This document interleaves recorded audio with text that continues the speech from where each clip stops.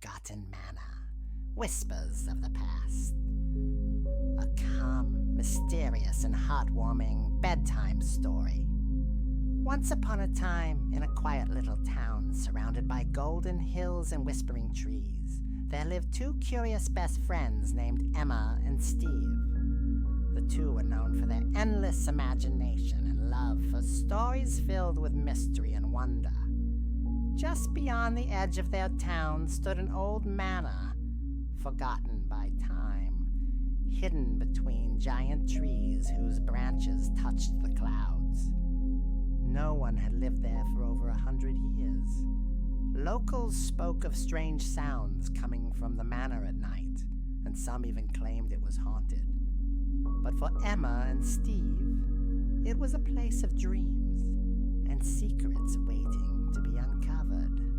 On a chilly Halloween evening, while listening to spooky stories from their neighbors, they heard once again about the Forgotten Manor. The details lit up their imagination. Faded portraits on cracked walls, broken roof tiles scattered across the ground, and a soft glow escaping from dusty windows. That night, as the wind howled through the streets and the leaves danced in circles, Emma turned to Steve and said, "Let's go. Let's discover the truth." Steve's eyes sparkled with excitement. "Tomorrow, at dawn, the path of whispers." The next morning, wrapped in thick scarves and filled with anticipation, they followed a narrow trail covered in golden leaves. Each step crunched softly under their feet. Ancient trees lined the path, tall and silent, as if they were both welcoming and warning them. Soon, they stood before a towering iron gate. With a loud creak, the gate opened, revealing the manor, its stone walls covered in ivy, windows clouded with dust, and silence hanging in the air like fog. They stepped inside. Dust swirled in the dim light. Wooden floors creaked under their weight. Along the hallways, old portraits stared back at them, faces of people who once called this place home. Emma's heart beat fast with wonder. Steve, always the logical one, tried to understand what happened in this strange, forgotten place. Echoes of time.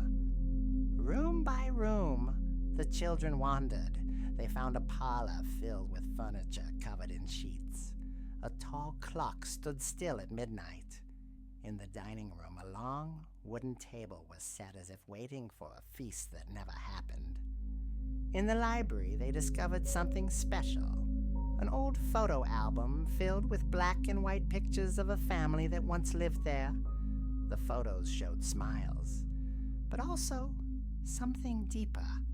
A quiet sadness behind the eyes, a longing. Inside the album was a letter. Emma gently read it aloud. The letter told a tale of hardship and hope, how the family endured great loss, yet always held on to love. Steve, moved by the words, said quietly, "They were like us, just trying to find meaning."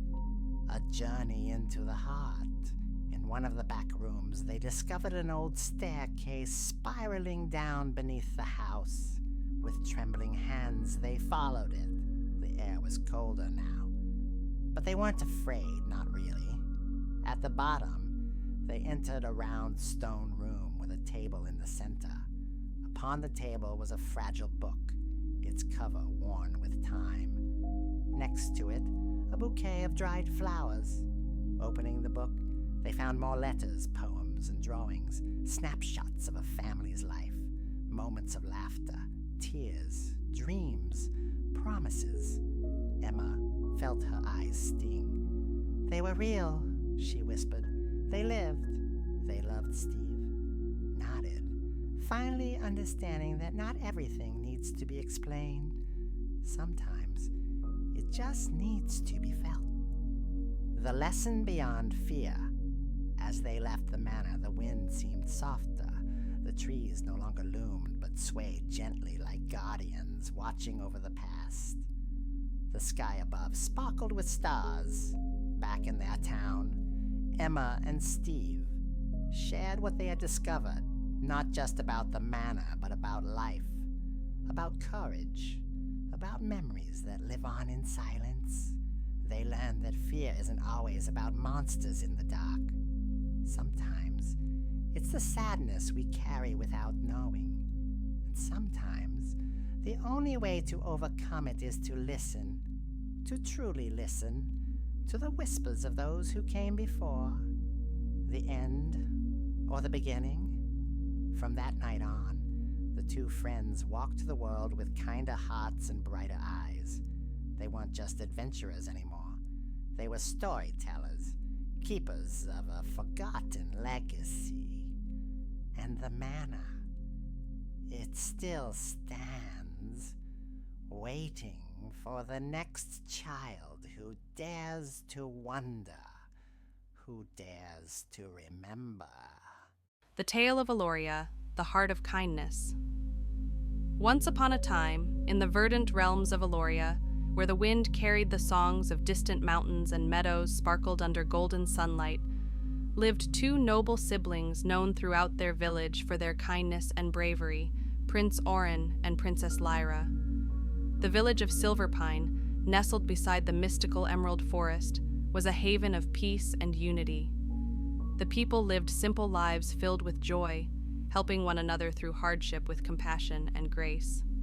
At the edge of this charming village stood the siblings' home, not a grand palace, but a quaint stone keep filled with warmth, laughter, and the aroma of freshly baked bread. One summer morning in the year 2023 of the New Age, as sunlight filtered through ivy-covered windows and songbirds greeted the dawn, Orin and Lyra awoke with light in their hearts. Yet, their tranquil day was soon stirred by the arrival of Elder Morwen, a wise woman known for her tales and ancient scrolls. She came bearing a weathered letter and a heavy heart. A village elder named Madame Era, who lived deep in the southern hamlets near the whispering hills of Duskwind Vale, was in need. The moment they heard this, Orin and Lyra felt a calling stir within them, a calling to help, to journey, and to bring light where darkness had settled. Their quest began beneath the towering boughs of the forest. The siblings crossed worn wooden bridges and followed mossy trails, hearts full of hope. Every rustling leaf seemed to whisper tales of past heroes, and every step they took was a lesson in courage and compassion. The journey of shadows and light. As the siblings ventured farther from Silverpine, the land grew quieter, as if the earth itself held its breath. They arrived at a humble timber cottage where Madame Era lived alone, her home surrounded by wildflowers and memory. Her tale was sorrowful. The village nearby had turned selfish. A once kind family now refused to share resources with others. This injustice deeply troubled Orin and Lyra. Yet, they remembered the values their parents taught: kindness, communication, and understanding. So, they did not confront the selfish family with anger. Instead, they gathered the villagers and encouraged open dialogue. Tensions melted and empathy bloomed. Even those who once turned away from others' pain now offered their hands in aid. Their journey continued, and on a misty morning, they encountered a rickety bridge spanning a deep forest ravine. Holding hands tightly, they crossed together. Beneath the bridge, a pair of glowing eyes watched them. Not a monster, but a misunderstood creature, a silver-furred baby fox they named Whimsy. Whimsy had been abandoned and frightened. The siblings cradled her gently, and the trio continued their journey with newfound resolve. A village reunited. They soon returned to Madame Era's home, bringing with them wood for fire, food for her table, and stories of hope. But what touched her most was not the gifts. It was the love and companionship they offered. As twilight descended, painting the sky in hues of amethyst and gold, the entire village gathered to welcome Orin and Lyra back. The once divided townsfolk now stood together, inspired by the siblings' example. Laughter returned to the streets, and unity glowed brighter than the lanterns hung on every doorway.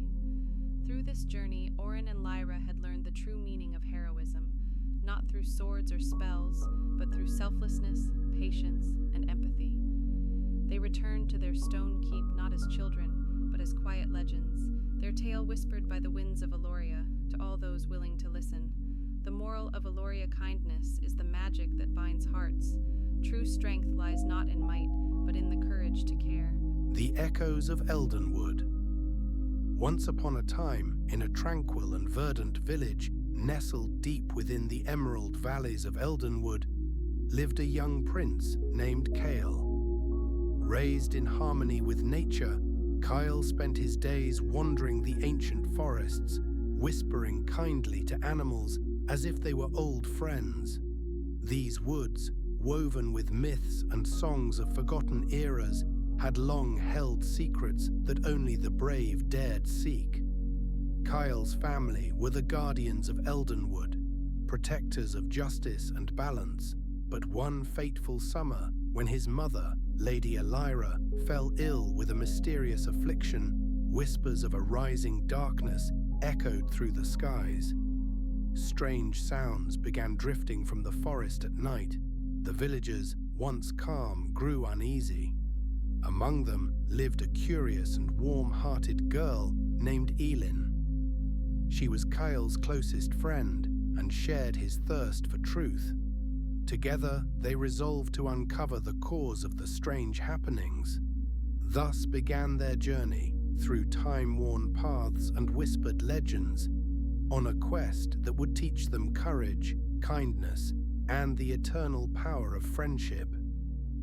Into the Forest of Whispers, guided by the wisdom of an elder named Mistress Aelwyn, the pair ventured into the heart of the forest. The cobbled roads at the edge of the woods, lined with moss and age-old trees, told tales of generations past. Every bird's song and fluttering leaf seemed like a secret waiting to be understood. In those days, the villagers often spoke of a spectral guardian known as the Phalite Silver, a rarely seen spirit of the forest. As Kyle and Aelin reached an ancient hollow tree, a soft light shimmered beneath its roots. It wasn't just guiding them, it was revealing the past. There, beneath the earth's breath, lay the remnants of a forgotten story, of an ancient vow, a long-lost treasure, and a power that could either heal or destroy. Kyle, driven by his love for his mother, vowed to follow the trail. Aelin, brave in spirit, carried with her the resolve that even in the darkest hours, light could bloom through honesty and hope. The broken bridge and the shadows beyond. As the pair delved deeper, they reached a fractured bridge draped in mist. Time had worn its stones, yet it stood tall like an elder with secrets in his silence. As they crossed it, a soft breeze brushed their shoulders, a sign from the Phalite. But peace was fleeting. On the far side, shrouded by the trees, lurked a group of troubled children. Not villains in the true sense, but lost souls drawn by greed and fear. They sought the forest's legend not to protect it, but to possess it. Kyle, rather than confront them with anger, sought understanding. With Aelin's wisdom, they decided not just to defend the forest, but to uncover the truth behind the pain that drove these children to cruelty. Sometimes the roots of darkness lay not in evil, but in wounds left to fester. The heart of Eldenwood, the legend told of a hidden glade within Eldenwood, a place that cradled an ancient force capable of both creation and devastation. Kyle and Aelin, driven not by glory, but by responsibility, pressed on. Kyle's fear for his mother became strength. Aelin's compassion became their light. They faced trials, illusions of despair, riddles of the old spirits, and whispers meant to break their bond. But their friendship held firm. When they finally stood before the glade of whispers, they found no gold, no crown, only an ancient crystal humming softly with life and memory. It pulsed not with power, but with the echo of intention. In the right hands, it could heal. In the wrong, it would consume. A choice and a return. The children who had once chased destruction now stood humbled, watching Kyle place his hands upon the crystal, not to claim it, but to return it to the forest. The silver appeared, her light forming shapes in the air, memories of those who once guarded Eldenwood. With the balance restored, the illness that plagued Lady Elira lifted, as if the forest itself had sighed in relief. The villagers welcomed Kyle and Elin as heroes, not for fighting, but for choosing wisdom, peace, and empathy. The children who once followed darker paths were now protectors of the woods, learning from the same nature they once sought to harm. Epilogue. Whispers in the wind. Now, on quiet nights when the moon drapes Eldenwood in silver, one can still hear the soft laughter of two friends drifting among the trees. They had not just healed their mother, their forest, or their village. They had rewritten the tale of what it means to be brave. And so it is said, true heroes do not raise swords, but hearts. They do not seek to rule, but to restore. And if you ever visit Eldenwood, listen carefully. The forest still remembers. Far beyond the lands we know, nestled between the silver tides of the southern sea and the endless emerald woods, there was once a place called the Whispering Kingdom. Rich in history and draped in vibrant nature, it was a land where magic still whispered through the leaves and dreams were written on the wind. In this realm lived Prince Alaric, brave and kind-hearted, and his sister, Princess Elira, gentle yet wise. Together they wandered the lands daily, greeting villagers, watching the sunrise from the harbor, and listening to stories carried by the breeze from the ancient forest nearby. But as the leaves turned amber in the crisp breath of autumn, something changed. A shadow returns. At first it was only rumors, strange howls in the night, winds that sang in forgotten tongues, and lights that danced just beyond the tree line. The elders spoke in hushed voices of an ancient creature, something powerful, winged, and once thought to be lost in legend. When the whispers reached the palace walls, Prince Alaric and Princess Elira felt a pull not of fear, but of duty. They would not sit in their golden halls and wait. They would uncover the truth with their own eyes. Into the forest, guided by the old gardener, a man named Hadrin, who claimed to once speak the language of trees, the royal siblings ventured toward the woods. The path was lit by golden light filtering through the canopy above. The air was thick with the scent of pine and damp moss. The forest remembers, Hadrin had said, and sometimes it calls back what was forgotten. They soon arrived at a shallow brook, its waters singing as they passed over smooth stones. Here, Elira paused. A flicker of silver wings shimmered in the sunlight just beyond a willow tree. Following the vision, they came upon a creature, a dragon, yes, but not the monstrous beast of legend. It was wounded, trembling, and barely able to lift its head. Its scales, once gleaming, were dulled. Its breath, shallow. The truth revealed, Prince Alaric knelt beside the creature. No weapons, no commands, only empathy. "We are not here to harm you," he whispered. "Let us understand." The dragon blinked, slowly, cautiously, and it began to speak, not in words, but in feelings. In pain, in loneliness, in exile. It had once protected the kingdom from darker forces centuries ago, but had been banished out of fear. Now it returned, not for vengeance, but because something darker was waking in the woods again. The healing waters Elira recalled an old tale of a hidden lake deep within the forest, whose waters could heal even a dragon's wound. With the help of the villagers who had now gathered, skeptical but inspired, the siblings carried healing herbs and song to guide them. Days passed. By the lake, Alaric and Elira washed the dragon's wounds and sang the lullabies their mother used to hum under moonlight. Slowly, the dragon's strength returned, and with it a change came over the people. Where once they feared, they now respected. Where they doubted, they now believed. A kingdom transformed.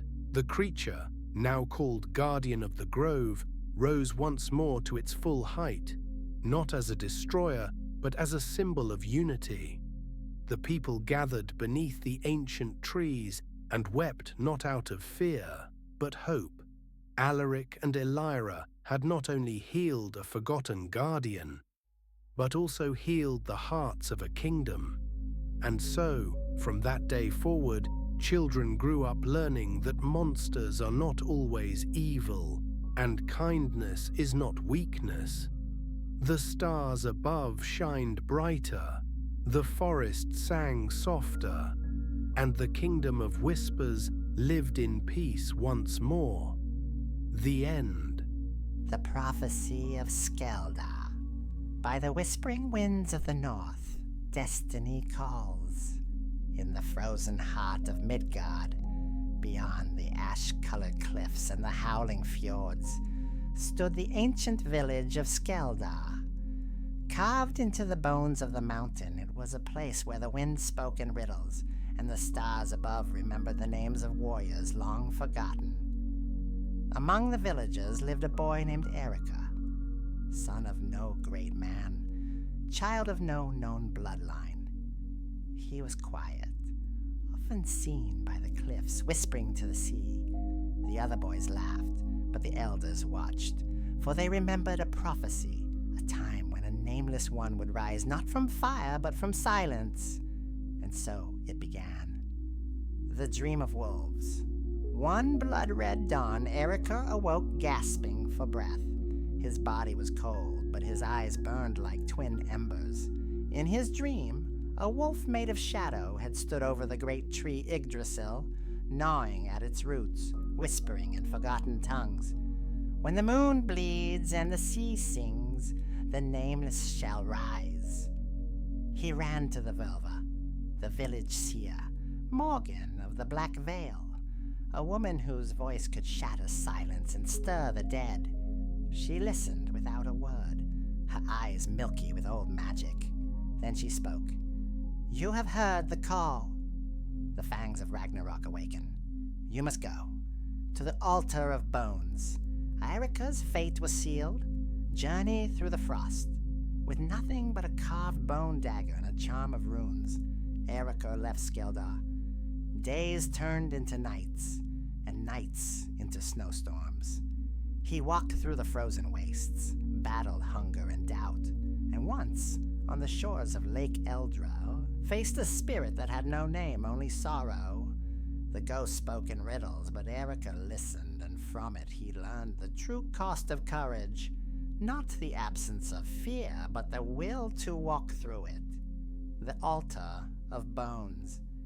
Deep within the caverns of Neuron, where wind howled like wolves and bones of fallen kings lined the walls, Erica found the altar of bones.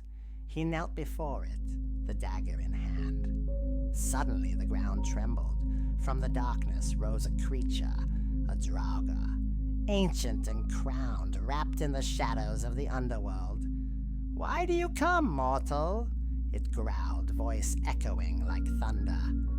"I do not know who I am," Erica replied, "but I know what I must protect." The Draugr smiled, not with kindness but with recognition. "You carry the blood of the first wolf, child of Skull." Lightning cracked. Blood of the wolf.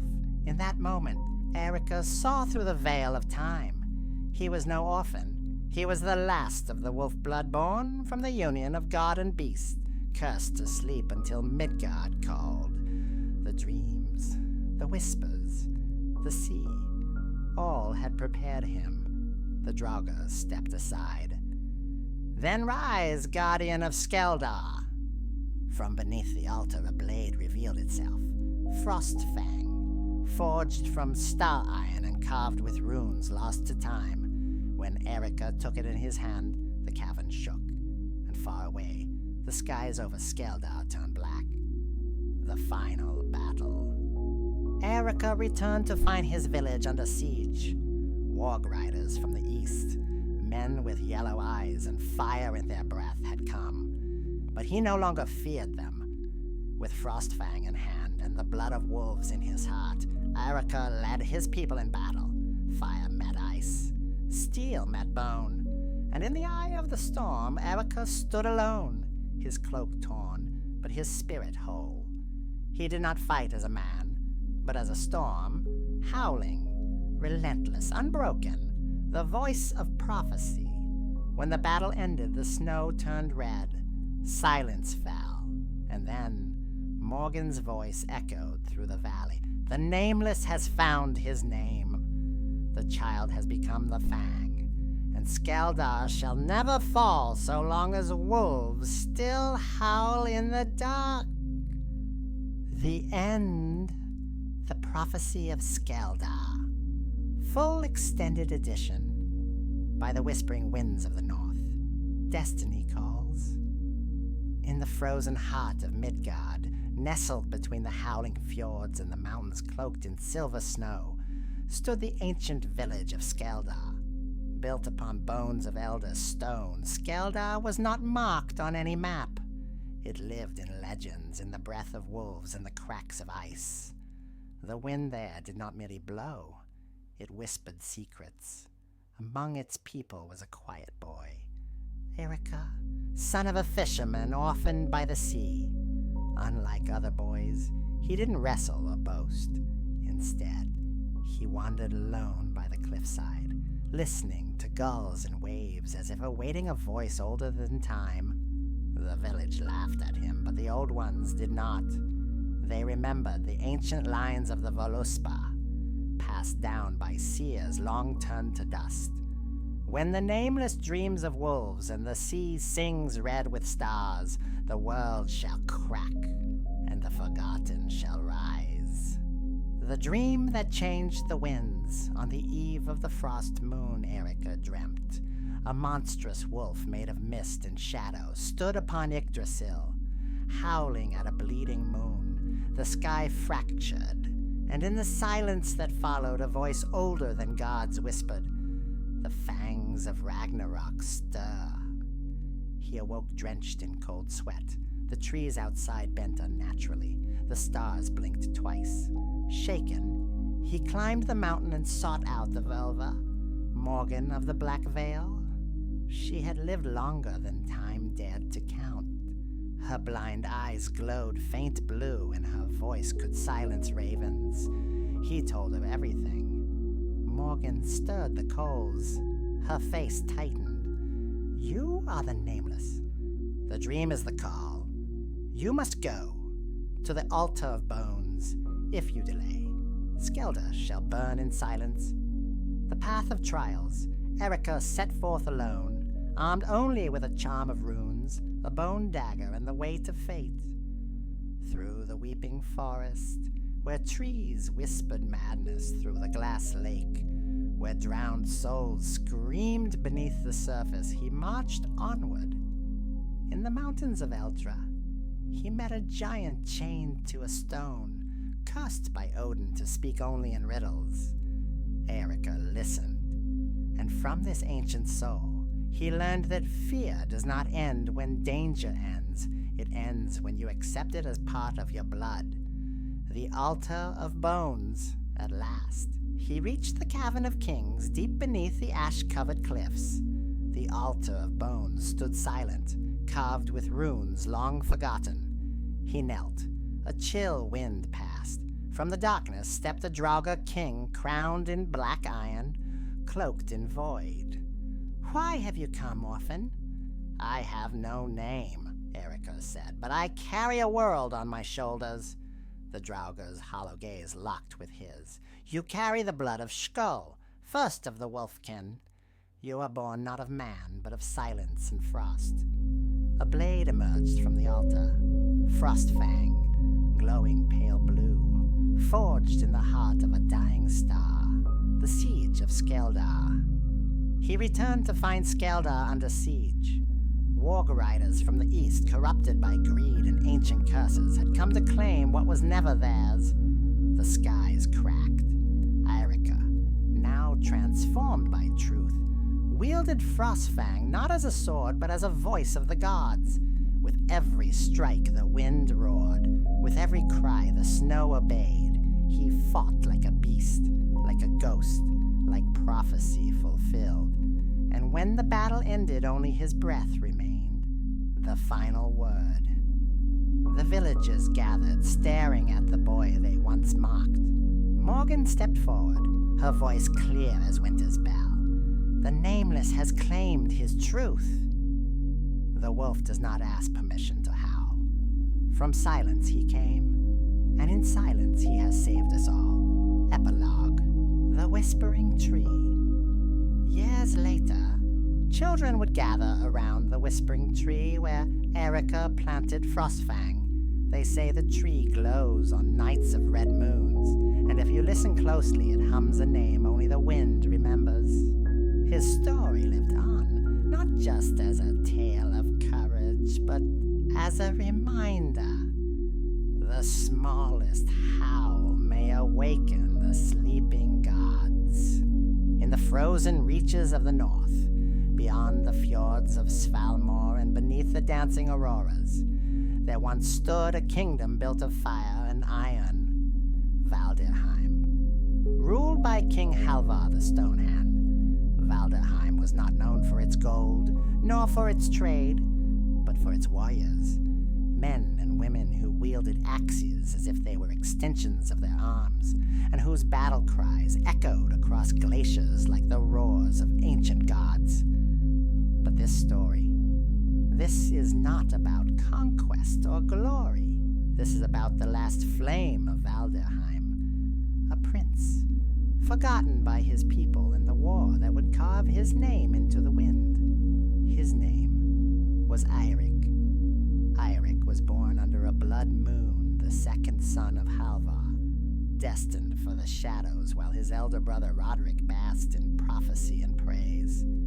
Where Roderick trained with blades and banners, Eirik found solace in stories, tales of the old gods, the tree of 9 roots, and the whispers that rose from the sea on stormy nights. But peace never sleeps long in the north. In the 4th winter after his 13th naming day, black sails were spotted on the eastern shore. The Draugr, dead men reawakened by the cursed priest of Fjornhollow, had returned, not as scattered whispers, but as a fleet of bone-covered ships cloaked in fog and hate. Valderheim stood strong. For 3 nights, on the 4th, the outer wall fell. On the 5th, Roderick was slain by the dread Captain Scarth. On the 6th, the king vanished. And on the 7th, a boy with stories instead of swords became the last ember of a dying kingdom. Eirik fled into the Wormwood, a forest older than time, where no sun touches the ground and the trees speak in creaks and sighs. He carried no blade, only a broken horn and his brother's pendant. It was here, in silence and snow, that he met the Whispering Seer. She had no name, only a cloak of raven feathers and eyes like hollow moons. You seek vengeance, child, she said, her voice like cracking ice. But vengeance is a blade with no handle. It cuts all who wield it. Eirik, young but unshaken, replied, "Then I shall bleed with it until my people's names are sung once more." The seer smiled, and the trees around him bowed. The wormwood whispered. Each tree stood like a sentinel, gnarled and ancient, their trunks twisted by a time before the memory of man. Eirik walked for what felt like days. The snow did not stop, nor did the silence. No birds, no wolves. only the creaking sigh of the forest and the distant sound of something watching. The seer's words echoed in his mind. "To light the flame again, child, you must pass through ice. That never melts." He didn't know what it meant. Not yet. On the third night, beneath the pale blue glow of the moons, he found the altar. It stood alone, carved from black stone and shaped like a dragon swallowing its tail. Runes covered its surface, glowing faintly, not with heat, but with memory. A voice rose, not from around him, but within. "Speak the name of what you fear most and cross the veil." Eric trembled. He had no sword, no shield, only fear. So he spoke the truth. "Oblivion." The ground beneath the altar groaned. Cracks of light split the snow like shattered ice, and the veil opened.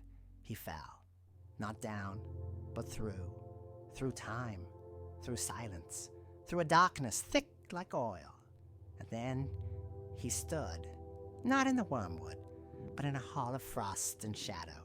Around him were giants, frozen in battle, their axes mid-swing, their faces locked in rage or sorrow. Eric was not alone. Across the room stood a figure clad in armor made of ice. No eyes, no breath, just silence. The trial had begun. The warrior moved like wind. Eric dodged barely. He had no weapon, only instinct. He dove, rolled, and picked up a shard of fallen crystal from a broken pillar. The ice warrior charged again. This time, Eric didn't run. He met the blow. The crystal shattered, but so did the ice. The warrior let out no cry, only a sound like cracking glaciers, before collapsing into mist, and then silence again, until a flame appeared in the air before him, small, flickering, blue. The seer's voice returned. "This is not fire, Eric. This is memory. Guard it well. For when it dies, so too will the names of those you love." When he awoke, he was back in the wormwood, but he was no longer alone. In his palm glowed a faint blue spark, and around him the trees no longer whispered. They watched. The trial of ice was over, but the war of bones was only beginning. The spark glowed in Eric's palm, small, cold, but alive. For 3 nights he walked west, past the frozen river of Mornhall, across the shattered stones of the Iron Path, until he reached the edge of the world, the grave shores. There, where the sea had swallowed kingdoms, he saw them, ships, but not of wood or sail, ships made of bone, hundreds. Their sails were the skins of the forgotten, their figureheads were screaming skulls, and atop the largest vessel a banner flew, not of a house or a nation, but of death itself, a flame pierced by a sword. The Bone Fleet had returned. It was not just war that they brought, it was vengeance. Long ago, the Flameborn had banished the Bone Priests to the ocean's abyss. They were necromancers, traitors to the old gods. But exile had not broken them. It had made them stronger. Under the sea, they had learned to bind not just flesh, but memory. They could rip history from the bones of the dead, and now they had come to erase the past. Eric knelt by the shore, hiding in the ruins of an ancient lighthouse. He watched as one of the bone ships landed. From it emerged a creature not fully alive, but not yet dead. A white herald, cloaked in crimson threads and crowned with sea glass shards. It walked on land like it still floated in water. Eric's breath caught. The flame in his palm pulsed violently. "It knows I'm here," he whispered. Suddenly the wind howled. A shadow passed overhead. A raven, 3-eyed, landed before him, not a normal bird. A watcher. It dropped something at his feet, a bone ring. Eric picked it up. Inside the ring, runes flickered. Beneath the dead stones, she waits, the Queen of Ash. find her or lose the flame. He turned to look again, but the raven had vanished, and the white herald now stood facing his direction. With no time to think, Eric ran across stone and ice, heart pounding, the bone ring clutched tight. Behind him, drums began to beat from the ships, not war drums, summoning drums. And from the sea they came, skeletal wolves, armored wights, the drowned kings of ancient Valdirheim, walking once more.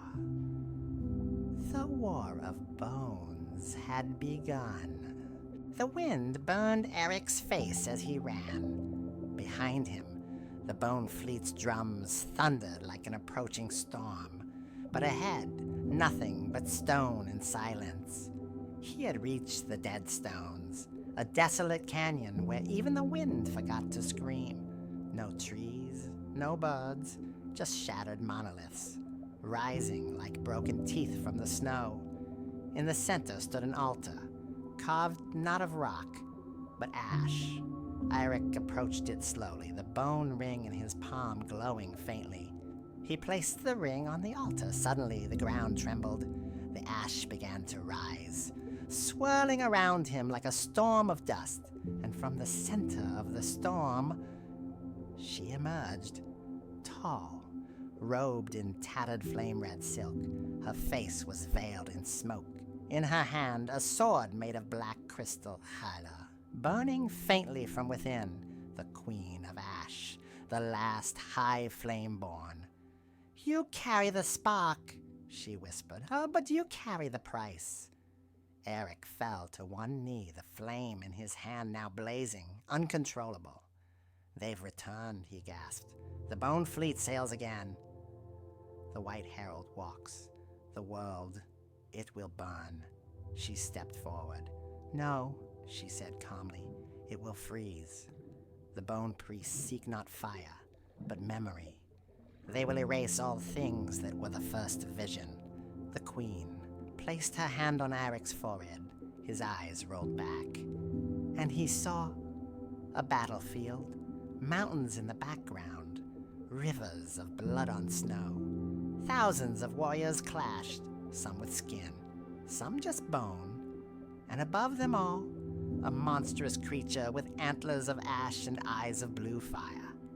"The Bone King," she whispered.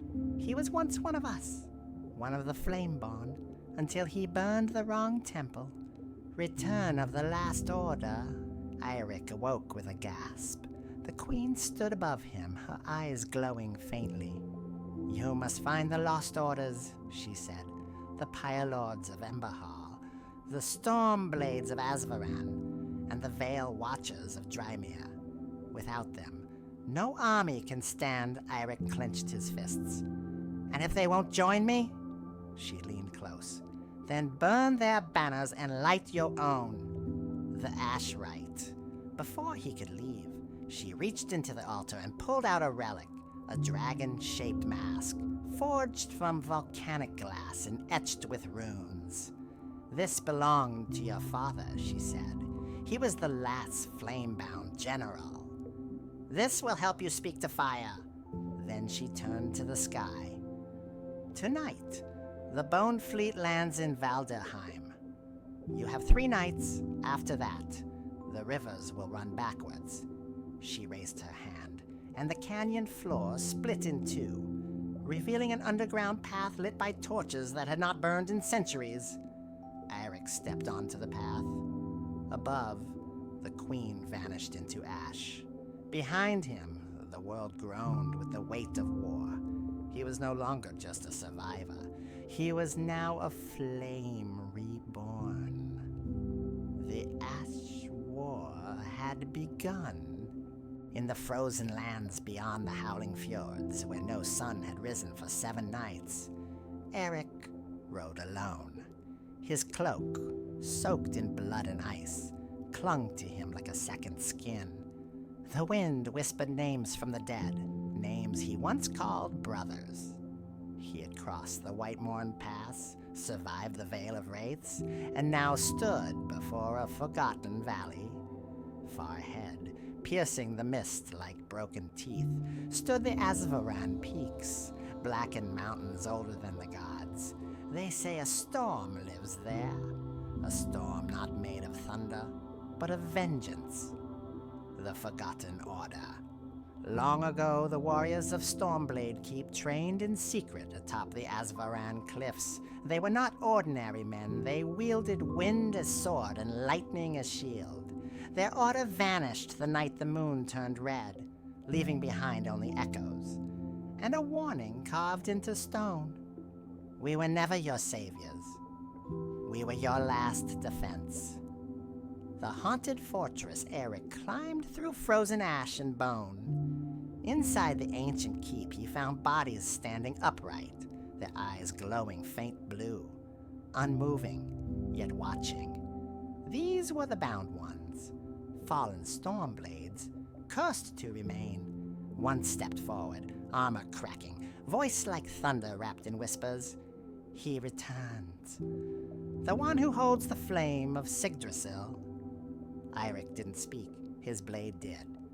Trial of the Storm. To claim the legacy of the Stormblades, one must face the Trial of Thunders. Eirik was taken below the keep, into the Chamber of Echoes, where wind screamed and shadows moved like wolves. There, the spirit of High Master Varric appeared. Your rage burns, but is it forged in justice or vengeance? Eric answered not in words, but in memories. He remembered his father's screams, his village burned, his sister's body thrown from a longship. He remembered the man who ordered it, King Haldric the Black-Eyed. The storm is awakened. Lightning struck from within the chamber. The old armor of the Stormblades, made from ironwood and sky steel, rose into the air and wrapped around Eric's body like fire wrapping dry leaves. His sword hummed, his breath calmed. He was no longer just a Northman, he was a Stormblade. I carry the storm.